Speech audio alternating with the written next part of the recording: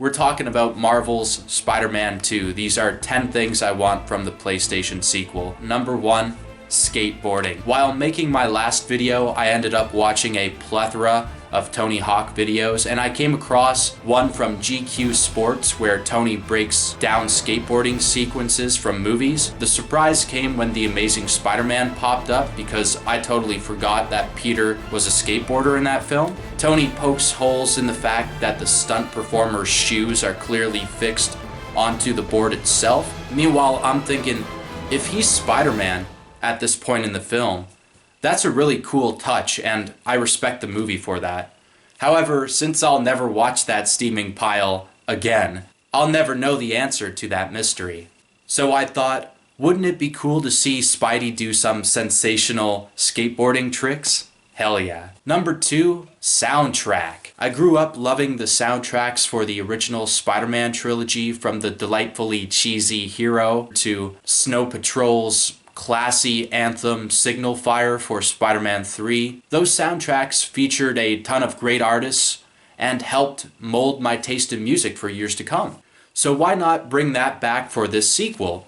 Mentioning Tony Hawk previously, the Pro Skater series, and a bevy of other video games have had killer soundtracks and could provide keen inspiration for a potential soundtrack for this game. Largely, I just want a selection of songs to play while web slinging, because the score for the original game, while it was initially good, got real old real fast. Number 3, seasons.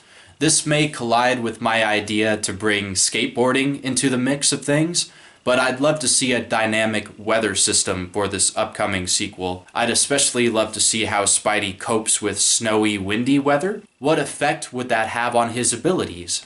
It'd be an interesting angle to explore and could add further depth to boss battles if done properly. Number 4, team-ups. Obviously, teaming up with Miles should be inevitable, though I'd love to see Spidey team up with the likes of Daredevil, the Human Torch, the Punisher, Iron Man, the list goes on. Ultimate Spider-Man handled these team-up segments supremely well, and I'd love to see the webhead get more backup for this forthcoming sequel. Number 5, no more stealth sections. When I say no more stealth, what I really mean is no more tedious Mary Jane Miles sections where you're forced to play these characters in these boring, long-winded scripted sequences. It was a compelling idea on paper, but within the game itself, it quickly broke immersion, at least for me. Stealth segments as Spider-Man for the most part were done well, though there's no real need for stealth when playing as a superhero. When you're Batman, it makes sense. Spider-Man can literally take out a room full of thugs in a minute or less, so what's the point of stealth again? Number 6, better side missions. Pizza time. I want the pizza delivery missions back. I want J. Jonah Jameson barking at me to get photographs of Spider-Man. I want Spider-Man! I want chase sequences, more of them. Sky's the limit. Most of the side missions from the original game just got quite stale after a couple of plays I found. So it'd be neat to see Spidey engage in some sports, maybe basketball or hockey, or maybe even a game of chess since he's a whiz kid. And also Tobey Maguire played a chess player in a movie called Pawn Sacrifice, so there's that too.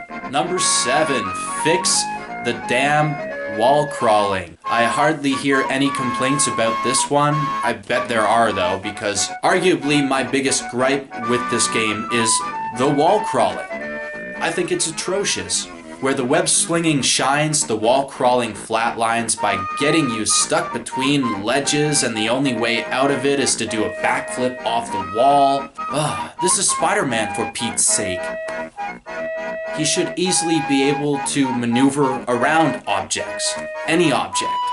Insomniac could definitely learn a lot from the Assassin's Creed and Infamous games for how to handle swift character movement.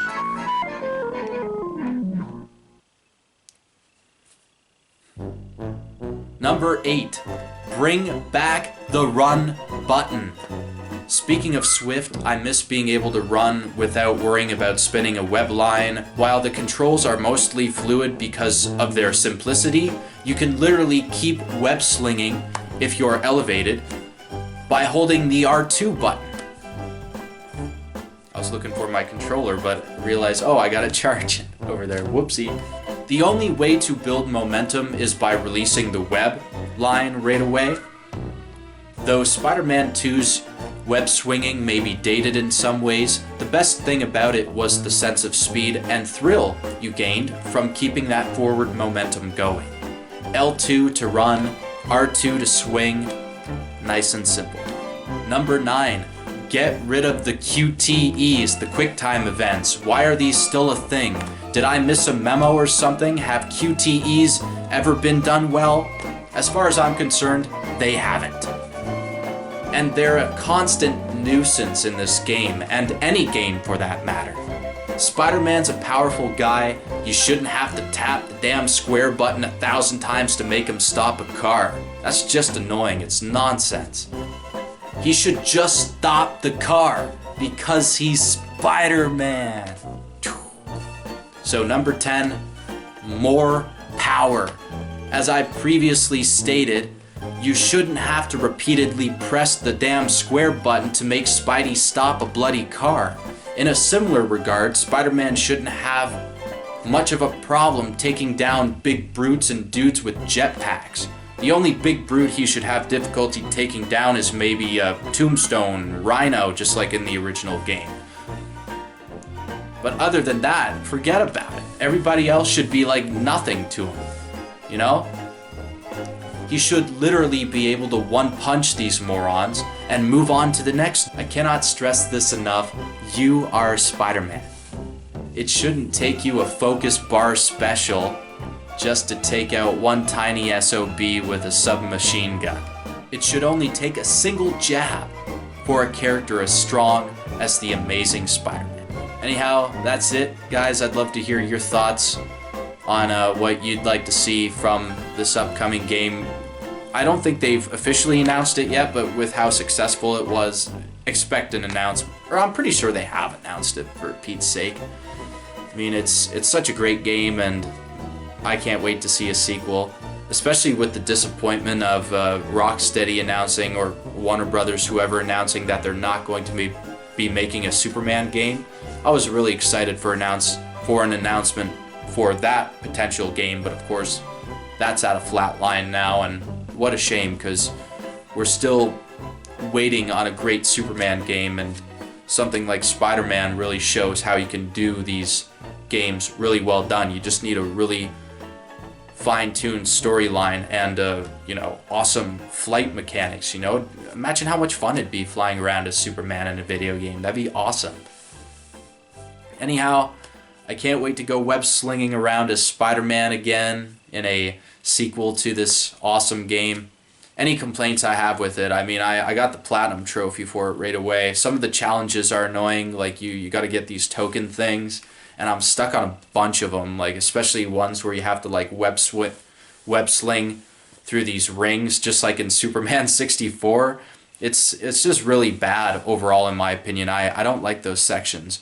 They're kind of fun on surface, but they have this really annoying timer to where you feel like you're going to make it, but I'm always like a second or two behind, it feels like, and then I'm like, oh my god, I was like that close to getting a gold medal or whatever the top token is. I mean, those challenges are the bane of my existence. Anyhow, again, thanks for listening, you guys. I'll see you on the next video.